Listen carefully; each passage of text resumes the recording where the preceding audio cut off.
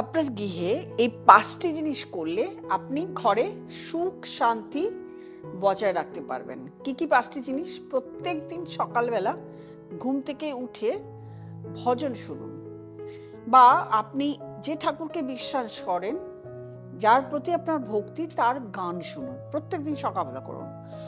আপনার বাড়ির প্রত্যেকটি ঘরে এবং বাথরুমে নুনের পাত্র রাখুন। রক সল্টও হতে পারে, আপনি যে নুন ইউজ করুন বাড়িতে যেটা খান সেটাও রাখতে পারেন।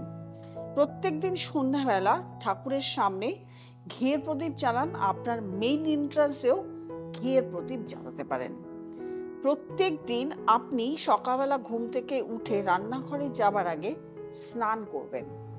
স্নান করার পরে শুদ্ধ বস্ত্র পরে রান্নাঘরে যাবেন আর রান্না করার আগে ওম অন্নপূর্ণায় নমঃ এই মন্ত্রটি বলে আপনি রান্না শুরু করবেন। দেখুন কতটা ভালো থাকতে পারবেন।